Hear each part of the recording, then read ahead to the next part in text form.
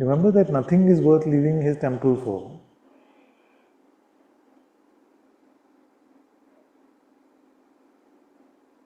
Whatever the action may be, whatever the outcome may be, whatever the world promises you will gain, why would you leave him?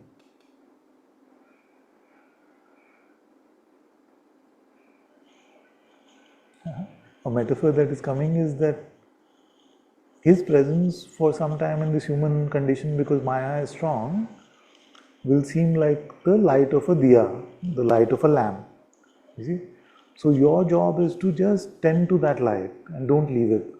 Like on Diwali night, at least in the north, my family and other families do this, that throughout the night they have to keep the diya burning. You see?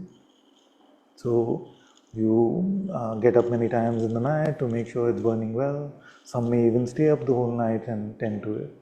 So his presence is burning like a flame in your heart. And then he'll reveal more and more of himself to you. But initially remember that you're not to leave that light untended, come what may. Because what happens when you leave it untended? When you go with the world, it seems to burn out. We seem to get disconnected. Then we have actually no guarantee, but His grace of course helps us, but we don't have a guarantee that we'll ever find it again. So actually the risk is in that. The risk is in leaving His presence, isn't it? Like, can any of us say, no, I'll just be mindy for 10 minutes and then I'll return to God's presence? Because God's presence is not guaranteed. If you've been selfish for 10 minutes, if you've been just me, I know it sounds stark, but really there is no guarantee. But we have faith in His love and His mercy, and yet we don't know. So what is the greater risk? The mind tells you that, oh, but if you're just going to be like that, you'll be vegetative, you'll not be active, you'll lose opportunities at work, all these things will happen. And those things sound like risk, so we leave God and we say, okay, let me tend to all of this, then I'll come back. You see?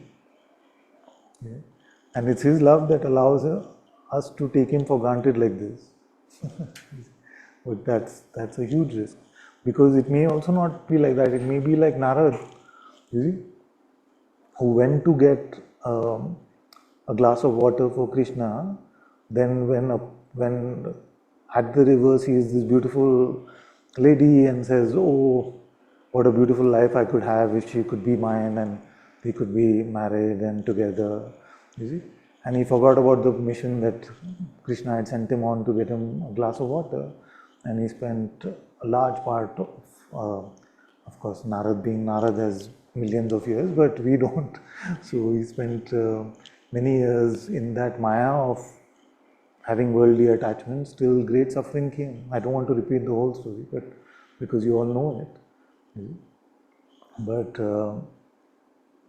we don't have to wait for that.